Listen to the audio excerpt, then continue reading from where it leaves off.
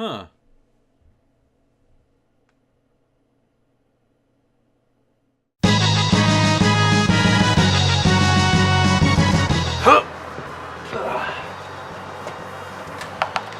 Hey. Yeah. Bet you your local theater doesn't serve you food like this, huh? You know, video games owe a lot to movies. You see a lot of marketers throw around terms like cinematic or photorealistic. The prevailing thought is that by becoming more like movies, games can become a more respected medium, like movies are. I think this thought is garbage, personally, but, if it helps the game sell, whatever. But there are times when I think those people are onto something. We just talked about how Half-Life 2 uses a cinematic pacing curve to help create a very memorable experience. The next logical direction, then, is to talk about a game that is such a massive love letter to movies, that is so tragic and campy all at the same time, that could only have been directed by one person, Hideo Kojima. All of his games share these qualities to an extent, but I think there's one in particular that just exemplifies it so much more than the others. And even with a funny name like Snake Eater, it still manages to pull it off. Snake Eater!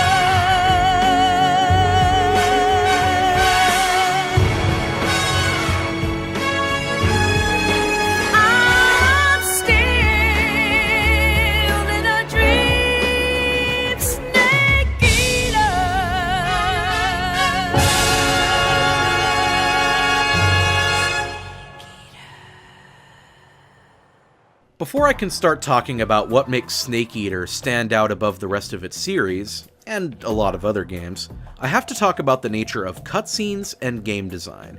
Because, well, it's Metal Gear. It's a series known for insanely long cutscenes. Some of them are feature length. It's nuts. A lot of this applies to games I've previously talked about, and to games I'm going to talk about later, but again, because this is Metal Gear we're talking about, it applies double here. There are a lot of purists out there who believe that cutscenes are a kind of scourge. They detract from the gaming experience. The story should be told entirely through gameplay, and other aspects of the medium that make it unique. I agree with that sentiment, but let's be real here. Sometimes it's nigh on impossible to marry narrative and gameplay together seamlessly. Now don't get me wrong, it is possible. In fact, many of the games we still have left to cover are masters of this. But consider what the main action is in a Metal Gear game. Sneaking. I like the gameplay in Snake Eater a whole lot, and we'll get to it, but to me there's not a whole lot of places where Snake Eater could have married story and gameplay together. They do it occasionally, see the Sorrows boss fight for a good example, but for a story as epic and tragic as the one Kojima wrote for this game, I don't think there was much that could have been done. You have to keep in mind that Hideo Kojima is really an anomaly when it comes to video gaming. He can get away with a lot of things that other designers can't, like feature-length cutscenes. I feel like the reason for that is because he sees his cinematic style as more of a tribute than a straight-up ripoff. He has this Quentin Tarantino-esque reverence for American cinema. The whole series started out when he took over the first Metal Gear game from another developer, and he wanted to make it less like a generic military action game and more like The Great Escape. The entire series is grounded in this freakish respect for classic cinema. When you look at a cutscene from one of Kojima's games, you can see like 5 different movies worth of inspiration from it. In Snake Eater, most of the music comes straight from spy movies and shows like 007 or Mission Impossible. Snake looks like Rambo, but smooth talks the ladies like he's James Bond. The slow-motion martial arts come right out of a Matrix movie. Kojima's love for cinema is already a great excuse for making his cutscenes as long and lavish as possible, but it's still not enough. Let's not forget that he's making a great game, too. Cutscenes are a tool, and if I wanted to play a game that was only cutscenes, I'd pop in Night Trap or something. If you look at this Gamasutra article from Adam Schnitzer, a cutscene should serve 7 purposes, and Snake Eater's cutscenes do them all. 1. Advance the plot. Well, duh. 2. Define the beginning and end of a game level. While the definition of the word level is a bit hazy in Snake Eater, everything from the warehouse to the larger complexes like Graniny Gorky and Groznygrad are prefaced and finished with a cutscene. 3. Give the player a reward. Snake Eater's cutscenes serve as breathers from huge fights and puzzling encounters, and we'll get to why these rewards are so entertaining later on in the video. 4. Introduce gameplay elements and provide clues.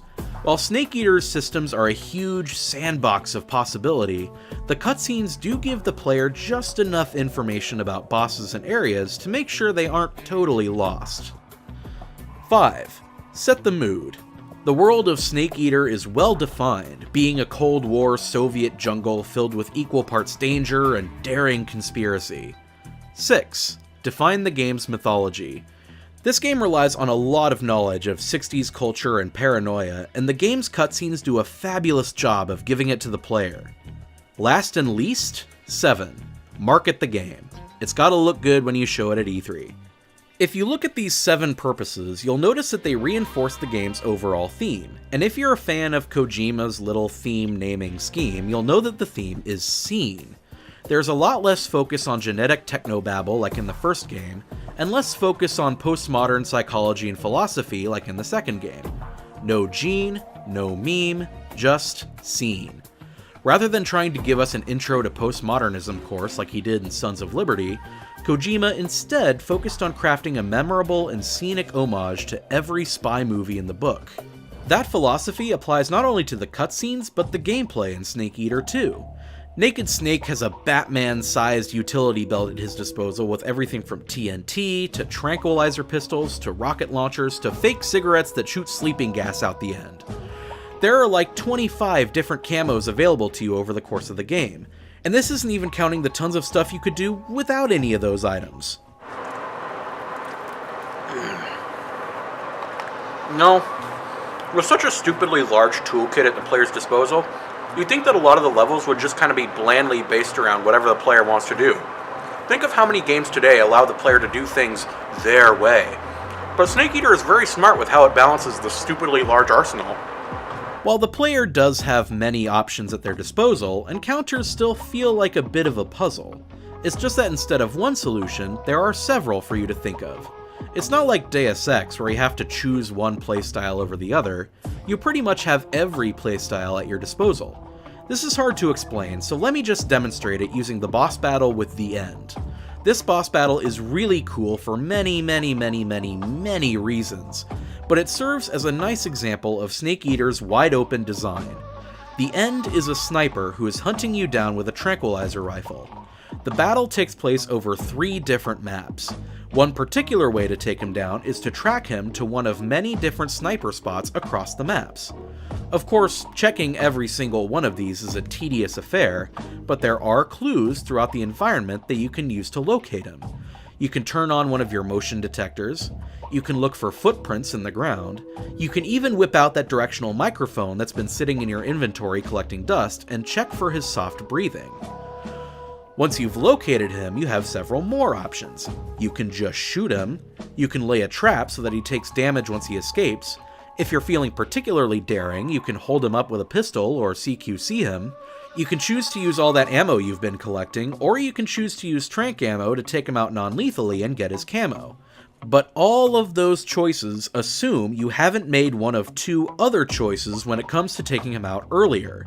You can take him out right before you see him in front of the warehouse if you're quick enough with your sniper rifle, or, in a really cool feature, you can save, wait 7 days, and he'll die of old age. That's about 11 different choices you can make just to defeat one of the bosses in this game, and many of the game's situations share that design philosophy. There were so many cool little options that I didn't even know were available until after I'd played it the first time. To wit, the scientist disguise that you wear into Granny Gorky will work again in Groznygrad. You can use TNT to blow up food storage areas, and that'll make enemies hungry and easier to distract when you throw food in front of them. If you wait a little bit in the dark cave, Snake's vision will start to adapt to the darkness and you'll be able to see naturally. When you're in prison, you can throw your food back at the guard, and if you do it enough times, he'll give you your sleeping gas cigarettes back so that you have an easier time of escaping. Even though this game looks like a semi-serious military simulation, the gameplay itself is just so wacky and absurd. You have an arsenal that will make Q from 007 blush. Enemies react to you in such funny ways. It's hilarious! And that's the reason that I and most people are okay with the idea of this game's cutscenes being so long. That both the cutscenes and the gameplay itself share that same campiness. I mean, one of the bosses shoots bees out of his mouth and another one climbs a tree backwards. There's no way anyone's taking this seriously. But unlike the other Metal Gear games, Snake Eater does so in an eye-rolling, self-aware tone. Instead of using the crazy villains to get some postmodern point across, they're used here for camp value. Of course, Snake and Eva don't talk like normal people. They're a stark contrast to Solid Snake from Metal Gear Solid 1, who was a stoic knight who didn't need or believe in love on the battlefield. Naked Snake opts to fall in love with someone who may very well be spying on him. He cracks jokes, he laughs and smiles. He's such a dork, he gushes endlessly about guns when Eva gives him one, and if you call up Sigint, they'll go into way more detail. He's a flawed hero, and that's going to be important later when we start delving into the heavier stuff. The villains are all so cartoonishly despicable that they become entertaining to watch. Just watch Ocelot juggle all those revolvers. There's literally no reason to do that, and it violates just about every gun safety rule in the book. But he does it anyway because he's cocky and he likes to show off and mess with his opponents. He just makes me laugh every second I watch him. You can tell that he's talented and that he's going to be a threat in the future, but he acts like such a loser. Volgin shoots lightning out of his hands and even reveals his master plan before fighting Snake. I'll explain it before I kill you. Every member of the Cobra unit says their name during battle like they're a friggin' Pokemon.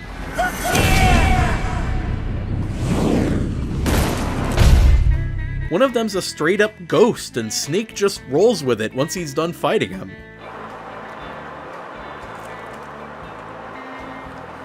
Every character in this game is just oozing with charm and charisma. They don't act in the way humans act, but, you know, even though they act kind of stilted, it still kind of makes them ironically more human. There's no talk of nightmares or censorship or anything like that. It's just a straight up enjoyable and hammy story. The story actually does mirror the first Metal Gear Solid quite nicely. Hidden nuclear tank, a nerd who designed it, a wacky mini-boss squad who ambushes you at every turn, a huge bombastic escape sequence at the end. Hell, it rolls the enigmatic secret agent and the awkward love interest into one character. But unlike the first game, which tried to tell a story that looked dumb but actually delved into some interesting science, and the second game, which tried to tell this postmodern message about hype and consumer culture, Snake Eater's story is this affectionate parody of 007 and other secret agent movies, and it's very entertaining and charming. Until it makes like the boss and gives you one hell of a judo throw. Believe it or not, but this charming James Bond parody with sleeping gas cigarettes and a villain straight out of Star Wars is actually a tragedy, and a really good one too. Now, I don't mean that it's a tragic failure. It wouldn't be on this list if that were the case. No, Snake Eater is probably the closest thing this medium has to a real, definitive tragedy. And I mean that in the classical sense of the term. There are so few tragedies like that out there in pop culture, especially modern pop culture, that makes something like Snake Eater even more special. If we look at Aristotle's guidelines on tragedy from Poetics, they loosely go as follows. First, the hero who suffers the terrible fall must be of great status and prosperity. Well, Naked Snake is already a celebrated soldier at the beginning of the game, and even though he is emotionally ruined by the end of the game, he ends up becoming one of the most revered soldiers of all time at the end. But he still gets emotionally wrecked because, second, his fall must be brought on by his own flaws or past mistakes. The tragedy that befalls him must feel inevitable because his character refuses to change. In this case, Snake is such a doormat. He soaks up just about everything he's told like a sponge, and the misinformation that he's fed leads to his emotional downfall. Third, and this is debated a little bit, the audience must feel some sort of catharsis when the tragedy occurs. We should feel relieved. In some stories it might be schadenfreude or the belief that the character might be better off this way, but I feel that this is a tragedy that Snake actually shares with his audience. It's the sense that both he and the audience have been deceived by forces far outside his control, and there was nothing he or we could do about it. Snake Eater fits all of those, and most importantly, it fits all of those precisely because it's a goofy James Bond parody at first. There are a lot of things you expect when you go to see a spy thriller. You expect our hero to be this awesome man of action who does everything for crown and country. He makes love with whomever he chooses, then tosses them away for someone new. Every young boy wants to be James Bond, after all. However, Snake Eater messes with those gender politics to tragically scar our hero's ego and make an interesting counterpoint that maybe 007 isn't as cool as we thought he was. This game's equivalent of a Bond girl, Eva, does the opposite of a typical Bond girl. She's the one that makes advances towards Snake, she gets what she needs from him, and then she tosses him away. And it's not just Eva who destroys Snake's ego at the end. The boss, for whom I could do an entire video on why she's one of the best female supporting characters in any work of media ever, provides Snake with a kind of love that is separate from what a traditional story would call love. According to Snake, it goes beyond romantic or even familial love. She was like a mother, and my master. And your lover? It went deeper than that. Deeper? Half of me belongs to the boss. Do you love her? No, nothing like that. Do you hate her? Does it have to be one or the other? Love or hate? We're shown that Snake harbors a deep respect for the boss, and yet it is his mission to inevitably kill her. And because he is a soldier and he has to follow orders, he carries out his mission. If you think those events are hard for Snake to go through, try going through them as the player. It's especially heartbreaking because you, the player, help both the boss and Eva through the course of the game, as well as the cutscenes. Because the player had a hand in both helping Eva survive and in personally killing the boss, it's hard not to cry with Snake at the end of this game.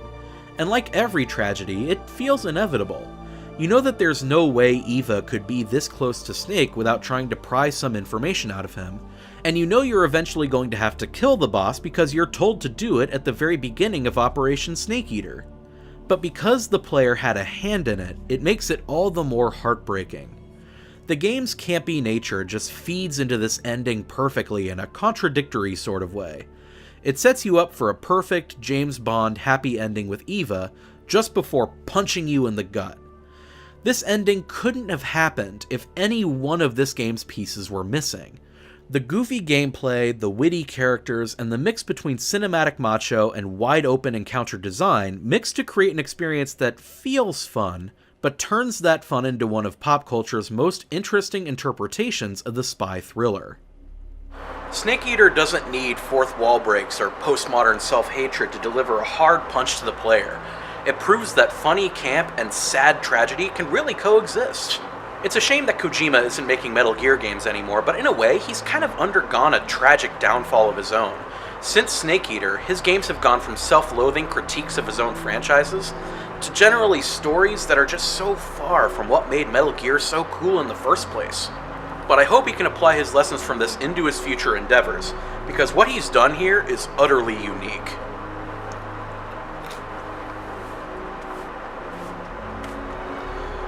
Well, crap. I'm out of pizza, and the movie's about to start, so I'll see you tomorrow. We'll discuss something a bit more lighthearted.